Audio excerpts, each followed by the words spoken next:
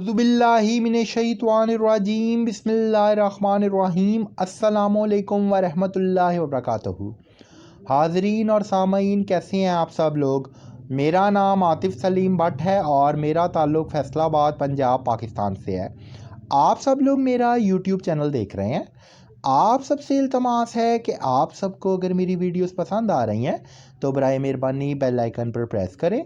इसके अलावा लाइक और कमेंट बॉक्स में भी अपने ख़यालात का ज़रूर इज़हार कीजिएगा। आप सबकी दुआएं मेरी ज़िंदगी का बहुत अहम हिस्सा हैं।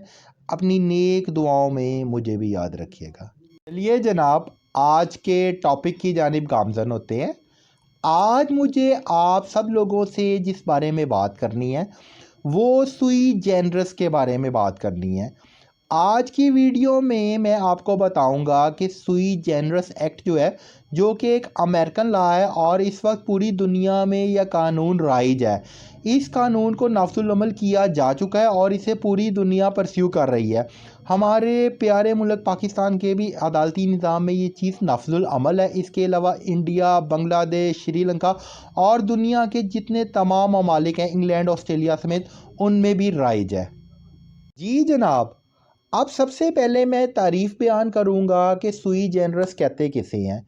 सुई जेनरस से मुराद ऐसा कानून है जो कि प्रॉपर्टी यानी ज़मीन व जायदाद के मामलात में इस्तेमाल होता है।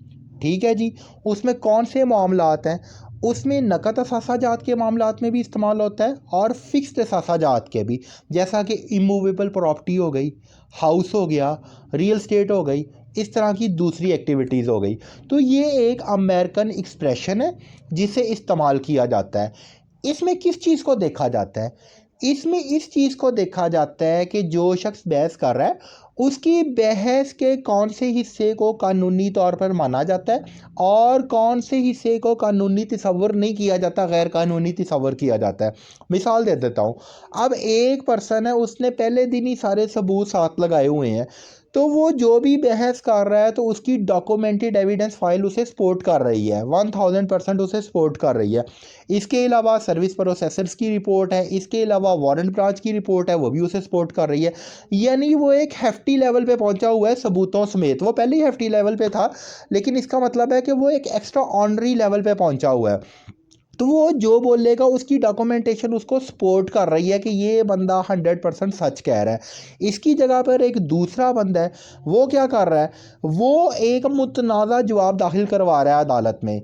मसलन वो नमाज जनाजा पे सबको भिजवा रहा है कि जी हम लोग इसलिए गैर हाज़िर थे कि जी नमाज जनाजा पे गए थे, उसने तहरीरी ये बयान दे दिया तमाम लोगों की साइड से। जबकि बाकी लोग अपना बयान खुद आके क्या रिकॉर्ड करवा रहे हैं, वो कहते हैं जी, कोई कहता है जी मैं नया लाहौर गया था, मैं तो अपनी मिसिस का ट्रीटमेंट करवा रहा था। वारंट ब्रांच की रिपोर्ट भी यही कह रही है कि जी वो नया लाहौर गया था। खुद वो आता है बंदा जज साहब के पास और उन्हें कहता है कि जी मैं तो अपनी मिसिस का ट्रीटमेंट करा रहा था। जज साहब के रूम में भी ना एक सीसीटीवी कैमरा होता है, उस सीसीटीवी कैमरा में भी इस चीज़ की रिकॉर्डिंग हो चुकी है। इसी तरह एक और बंदा है, वो कहता है जी मैं तो उजरत कमाने शहर गया हुआ हूँ, जबकि वो उसे भी जनाजा पे भेज रहा है। ठीक है, ये 4 पर्सन हो गए। इसी तरह एक और बंदा है, वो रूपोश हुआ है, वो डर के वो छुप के भागा हुआ है कि मेरी गिरफ्तारी ना अमल में आ जाए, वो उसे भी जनाजा पे भेज रहा है। यानी सारे का सारा वो क्या कर रहा है? गलत बयानी कर रहा है। ये कहाँ पे रिकॉर्ड हुई है? ये जज साहब के सीसीटीवी कैमरा में भी रिकॉर्ड हुई है। इसकी वॉइस रिकॉर्डिंग भी हम सुन सकते हैं। यानी इतने अथेंसिटी के एविडेंस मौजूद हैं। यहाँ तक बात की समझ आई आप सबको? जी जनाब, इसके स्टेप नंबर 1 की जानिब मैं गामज़न हूँ। स्टेप नंबर 1 में मैं आपको बताऊंगा कि सुई जेनरस में कौन से हिस्से को बहस के माना जाता है और कौन से हिस्से को नहीं माना जाता। इसमें सबसे पहला बुनियादी नुक्ता क्या है कि जिस चीज़ को कानूनी सबूत जो है वो सपोर्ट कर रहे हैं, उसे आपने मानना है, उसे ही आपने परस्यू करना है। अगर दूसरा पर्सन है, उसके पास ना कोई सबूत है, सिर्फ उसने मुतनाज़ा जवाब दाखिल किया हुआ है, इसके बाद सबूत उसने कोई नहीं लगाया, अवेलेबल ही नहीं है, फाइल में ही मौजूद नहीं है, आज तक उसने नहीं पेश किया, ना इस कोर्ट में किया ना किसी दूसरे कोर्ट में किया है, तो आपने उसकी बहस को फॉलो नहीं करना। उसकी बहस की क्या वेटेज है? ज़ीरो है उसकी बहस की वेटेज जो है। ठीक है जी, यहाँ तक बात की समझ आ गई। मैं पॉइंट नंबर 2 की जानिब गामज़न हूँ। इसमें एक केस है, वो इजरा डिग्री का केस है। यानी वो शख्स पहले केस जीता हुआ है, उसकी डिग्री एंड जजमेंट पर अमल दरामद कराना है। अमल दरामद कराने के ड्यूरेशन में जबकि केस अदालत में चल रहा है वो लोग तामीरात कर लेते हैं गैर कानूनी तौर पे, वो बास नहीं आ रहे, उनका बेस पॉइंट ज़ीरो है, ना वो असल रजिस्ट्री पेश कर रहे हैं, वो यही कही जा रहे हैं कि जी हमारी विरासती है, हमारी विरासती है। वो विरासत के सबूत भी नहीं दिखा रहे जबकि बेस पॉइंट ज़ीरो है, उनकी विरासती है ही नहीं, विरासत में कुछ भी ट्रांसफ़र नहीं हुआ था, कोई रजिस्ट्री नहीं है, ना असल रजिस्ट्री है ना जाली रजिस्ट्री है। जिस खातून का ये रिस्पॉन्डेंट नंबर 3 मंजूरा बीबी का नेम यूज़ कर रहे हैं। तो इस तरह के बंदों के जवाब को फॉलो नहीं करना क्योंकि वो काउंटरफेट है, उसका टकराव किन चीज़ों से हो रहा है इसको कानूनी तौर पर समझते हैं सुई जनरस में। उसका टकराव हो रहा है सबसे पहले डिग्री होल्डर की मैसिव डॉक्यूमेंटेड एविडेंस फाइल के साथ, जैसा कि 15 कॉल रिकॉर्ड हो गया, रजिस्टर्ड पुलिस कंप्लेंट्स हो गई, नदीम वर्सेस आतिफ सलीम बात पिटीशन हो गई, पहली जजमेंट एंड डिग्री जो पास हुई थी वो हो गई। इसके अलावा दूसरे जितने सबूत हैं उन तमाम चीज़ों के साथ, इसके अलावा वो लोग हैं उन्होंने डिफरेंट कोर्ट्स में डिफरेंट स्टेटमेंट रिकॉर्ड करवाई हुई हैं, उसके साथ उसका टकराव हो रहा है। यहाँ पे डिफरेंट बयानात रिकॉर्ड करवाए हुए हैं, इसी कोर्ट में 2 काउंटरफेट स्टेटमेंट इन तमाम लोगों ने रिकॉर्ड करवाई हुई हैं, ठीक है, उसके साथ उसका टकराव हो रहा है। उसका टकराव हो रहा है इसके अलावा सर्विस प्रोसेसर की रिपोर्ट के साथ, उसका टकराव हो रहा है वारंट ब्रांच की रिपोर्ट के साथ, उसका टकराव हो रहा है ऑनरेबल सुपीरियर कोर्ट के सीसीटीवी कैमरा की फुटेज के साथ जहाँ पे उसका face plus voice recording available है। इतनी चीज़ों के साथ उसका टकराव हो रहा है। इसको हरफे आम में कहा जाता है कि जनाब इनका रिबर्टल में जाने का चांस कोई नहीं है। यानी क्या है, डॉक्यूमेंटेड एविडेंस फाइल उनकी क्या है, तमाम रिस्पोंडेंट्स की ज़ीरो। इसका मतलब है उनकी बहस क्या होगी, ज़ीरो। आंसर उनका क्या है, काउंटरफेट, फेक आंसर है, फिनी आंसर है उनका जो है, जिसकी वेटेज ही नहीं है, ज़ीरो वेटेज है, तो उसको नहीं परस्यू करना, ठीक है। ना उन्होंने कोई लॉ लिखा हुआ है, ना उन्होंने कोई आर्टिकल लिखा हुआ है, ना कोई जजमेंट्स लिखी हुई हैं, ना कोई सबूत फराहम किए हैं, कुछ भी नहीं फराहम किया उन्होंने। नंबर 3 की जानिब गामज़न हूँ। पॉइंट नंबर 3 में सुई जनरस कहता क्या है, सुई जनरस से ही बना है ऑर्डर 39 सीपीसी का, यहाँ से ही बना है एक्ट 2012, एक्ट 2016, सेक्शन 94 सीपीसी का, सिविल कोड प्रोसीजर का, ठीक है जी। ये कहता ये है कि जनाब जो बंदा आपको दस्तावेज़ात दिखा रहा है आपने बहस में उसी को फॉलो करना है, उसके सबूतों को फॉलो करना है। उसने ऑनरेबल हाई कोर्ट का इनेक्स्टर लगा दिया, honourable supreme court of Pakistan का लगा दिया, उसने सबूत दिखा दिया, उसने प्रूफ कर दी, उसने अपना कॉल डाटा लगा दिया, उसने बताया कि मैंने 15 पे कॉल चलाई थी 7 अगस्त 2024 को, जबकि स्टे ऑर्डर आपने दिया है 31 जुलाई 2024 को, उसकी वायलेशन हो रही थी, 11:20 पे चलाई थी सुबह के जो है, ठीक है। ये चैलेंजेबल ही नहीं है किसी कोर्ट में, ठीक हो गया, यहाँ तक बात की समझ आ गई यहाँ तक। पॉइंट नंबर 4 की जानिब गामज़न हूँ।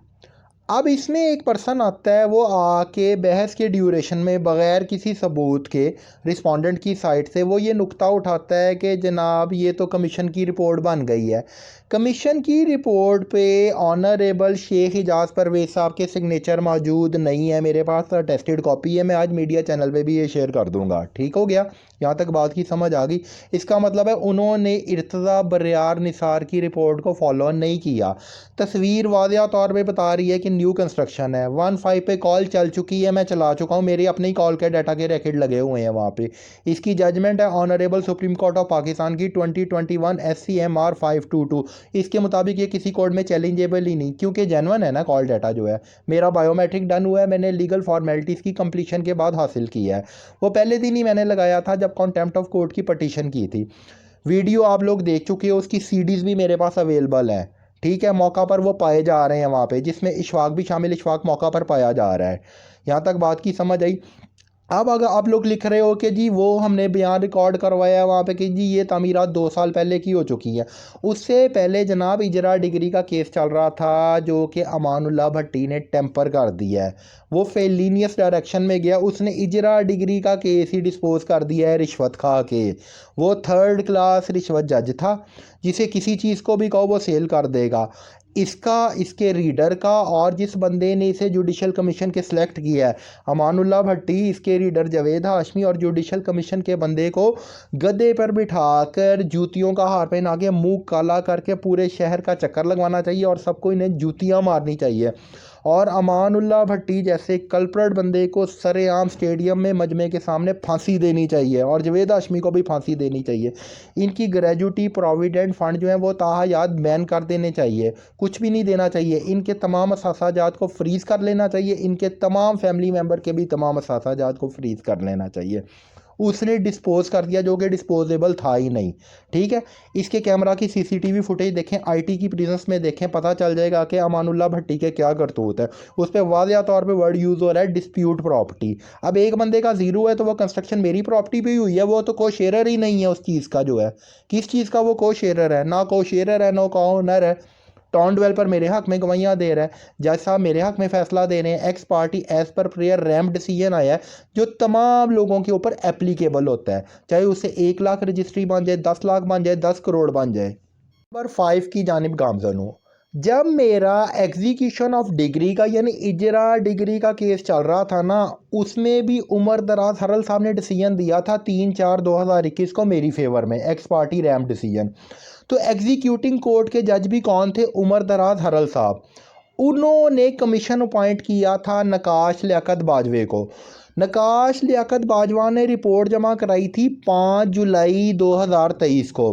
वो रिपोर्ट क्या कह रही है कि जी ये कंस्ट्रक्शन करते हैं, यानी हम लोग कंस्ट्रक्शन करते हैं, वो लोग आके गिरा जाते हैं और इंटरफेरेंस करते रहे हैं।